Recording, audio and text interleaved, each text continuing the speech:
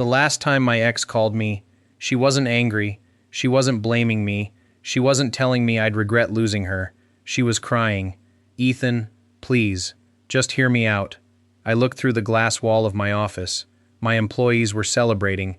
Champagne bottles popped. Someone had just hung a banner that read, 10,000th client. Exactly 1 year ago, I would have walked through fire to hear Emily say my name one more time. Now, I looked at my phone, pressed decline, then slipped it back into my pocket. 5 seconds later, it rang again. This time I switched it off completely. My business partner walked over with 2 glasses of champagne. "Everything okay?" I smiled. "Better than okay." He handed me a glass. "You finally look like a man who's sleeping at night." He wasn't wrong. For months after Emily left, sleep barely existed. Every night I replayed our last conversation, wondering what I could have done differently, wondering why the woman who once promised forever walked away without looking back. It took me a long time to realize something. She didn't leave because I wasn't enough. She left because she thought someone else could offer more. And that mistake changed both of our lives. People always ask if I got revenge.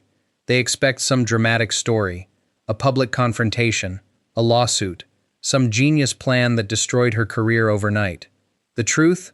I never chased revenge. I chased the truth. Everything else happened on its own. But to understand why Emily was calling me after disappearing for nearly a year, you have to go back to the day I almost asked her to marry me. 3 years earlier, life felt almost perfect. Emily and I had been together for 4 years. We rented a small apartment, shared one old coffee maker that broke every other week, and spent most evenings eating takeout on the living room floor because we still hadn't bought a dining table. We kept saying, "Next month." Next month turned into another year. Neither of us cared. We were building something bigger, or at least, I thought we were. When I launched my cybersecurity company, Emily became my biggest supporter. She proofread proposals, celebrated every new client, stayed awake with me during impossible deadlines. Whenever I doubted myself, she reminded me why I started. Looking back now, those memories weren't fake. They were just temporary. Success changes people. Sometimes it reveals who they really are. The first change was so small I almost ignored it. Emily suddenly became fascinated by my business. Not because she wanted to understand what I did, because she wanted to know who I worked with. She asked about investors, clients, upcoming contracts, partnership meetings.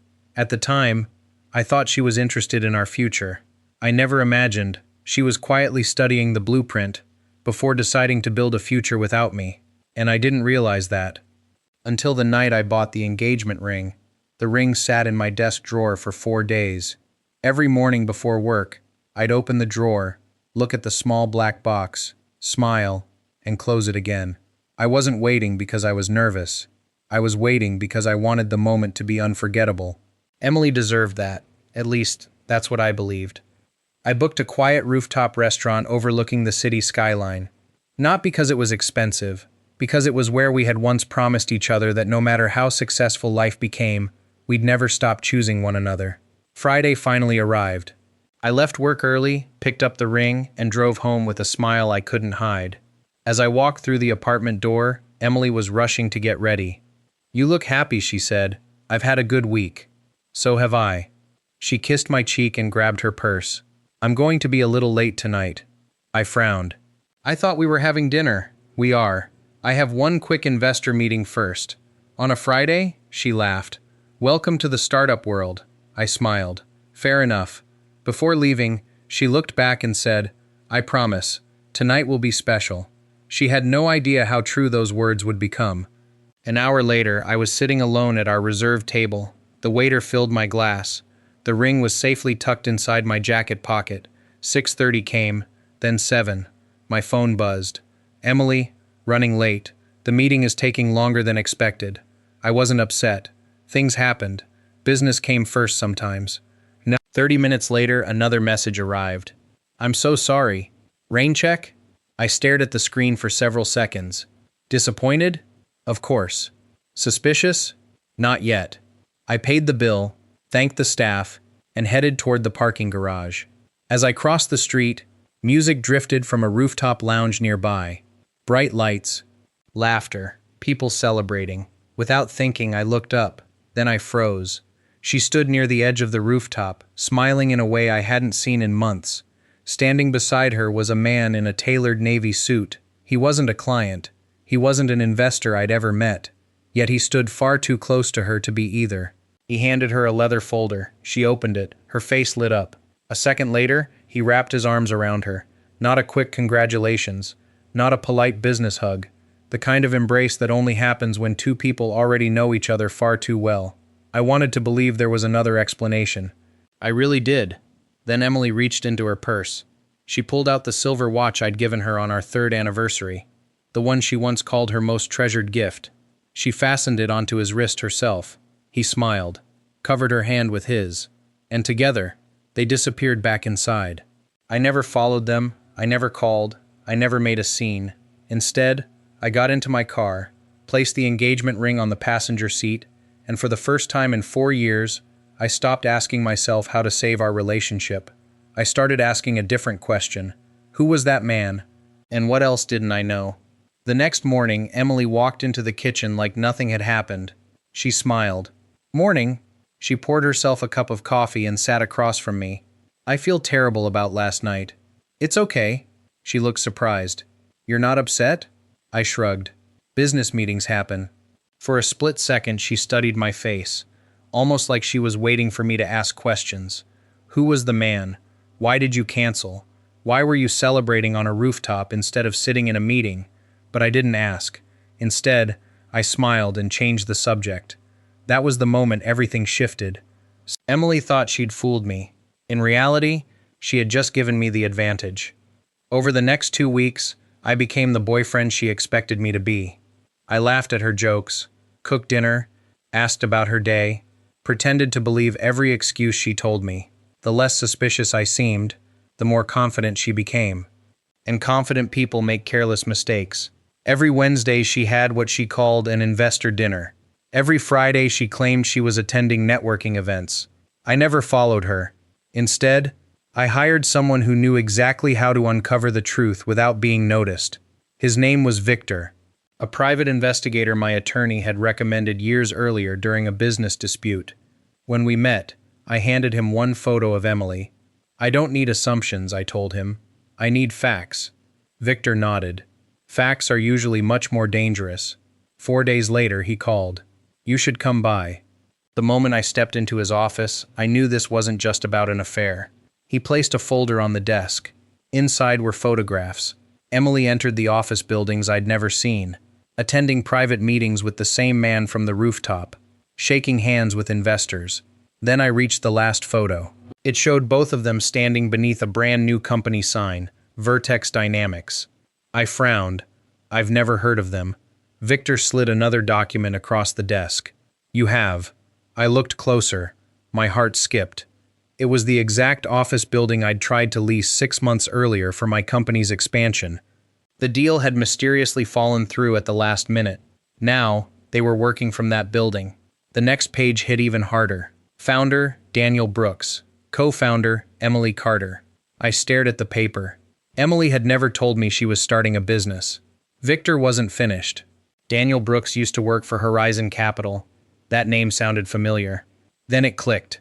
Horizon Capital was the investment firm that had rejected my company the previous year. Daniel had sat across from me during those meetings. He'd asked detailed questions about my software, my clients, my long-term roadmap. A month later, the firm rejected my proposal, claiming my company lacked potential. Now I finally understood why. They had never planned to invest. They planned to compete, and Emily had given them everything they needed. Victor handed me a flash drive. Watch this. It was footage from a startup conference held 2 months earlier. Daniel stood on stage presenting Vertex Dynamics' new platform. The audience applauded. Then Emily walked onto the stage beside him.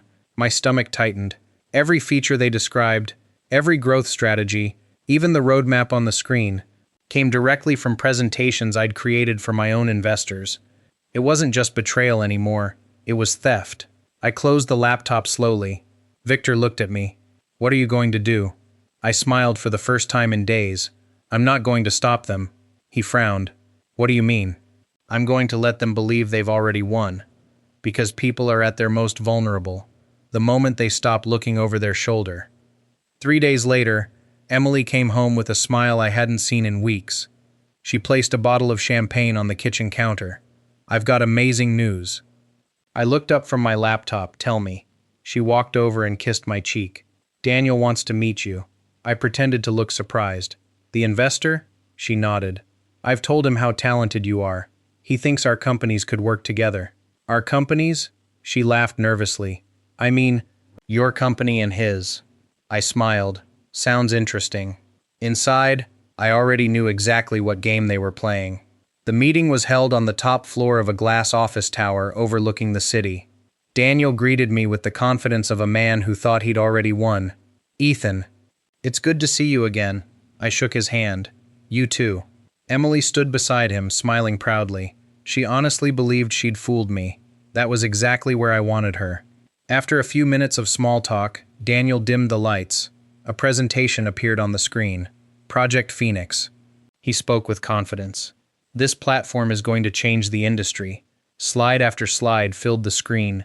Market research, revenue forecasts, expansion plans, investors. Every word sounded familiar, because I'd written most of it over a year ago. Only the logo had changed. Daniel clicked to the final slide. "We're looking for one strategic partner." He slid a contract across the table. "We'd like that partner to be you." Emily looked at me with hopeful eyes. "I told you this meeting would be worth it." I opened the contract. Most people would have signed it without reading. I didn't. Page after page looked harmless. Then I found it, a single paragraph buried deep inside the agreement. If I signed, any improvements made to my software after the partnership would automatically belong to Vertex Dynamics. Not today, not tomorrow. Quietly, over the next 12 months. A perfect trap. Daniel leaned back in his chair.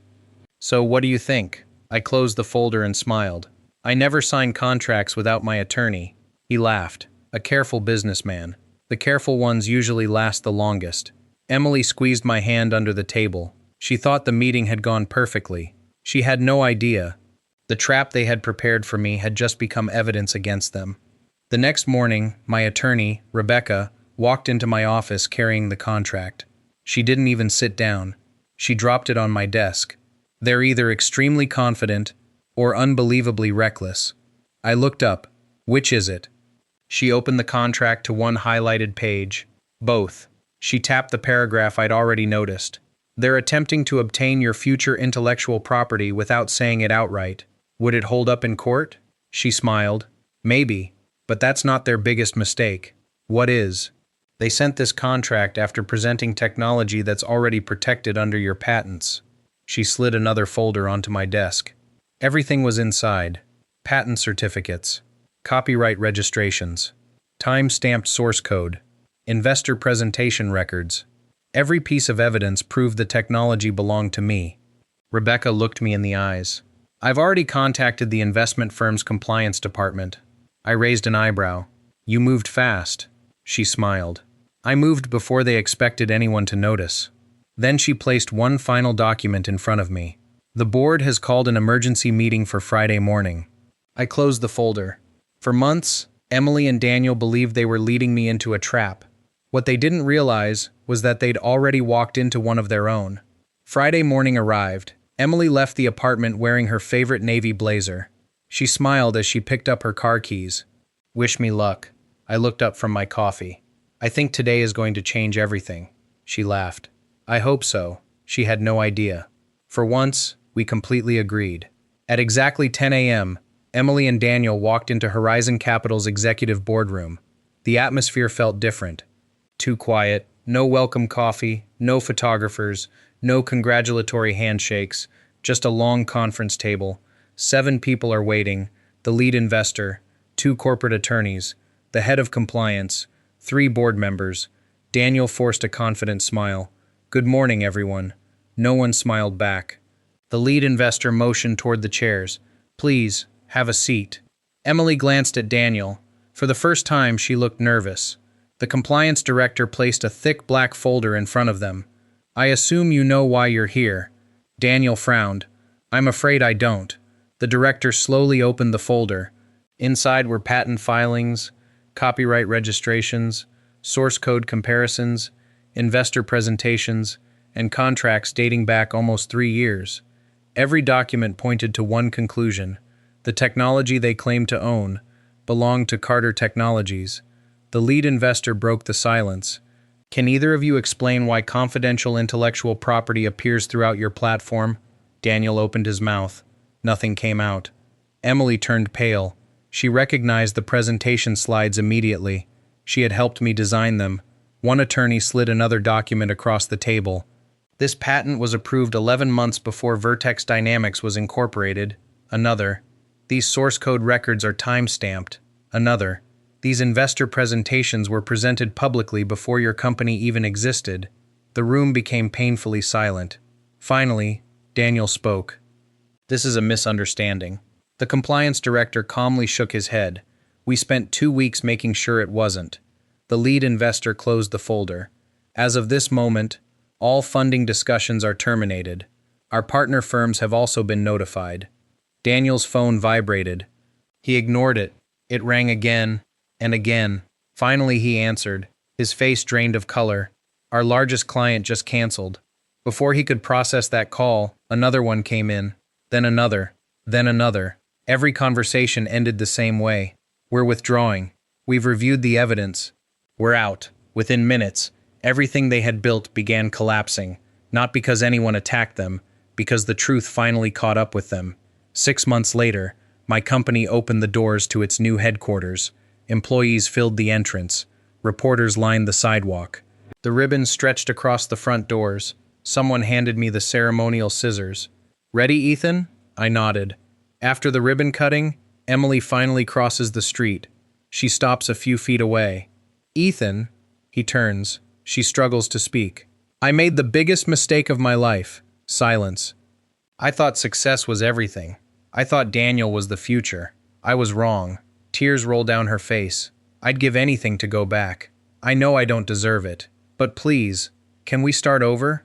Ethan doesn't answer. At that exact moment, his operations manager opens the glass doors. "Ethan, the team photo. Everyone's waiting." He smiles. "I'm coming." He looks back at Emily one last time, not with anger, not with satisfaction, just peace. Then he walks away. Emily whispers, "Ethan." He never turns around. The photographer raises the camera. "Everyone closer." The entire team gathers around Ethan. The company logo fills the background. Through the glass, Emily is visible, standing alone, outside. The photographer counts. 3, 2, 1, click. That photograph captures everything. The man she thought she'd replace, standing exactly where she once dreamed of standing beside him. The woman who traded loyalty for ambition, now reduced to nothing more than a reflection in the glass. The doors close. She doesn't knock. He doesn't look back. Because some people lose the love of their life the moment they mistake loyalty for weakness.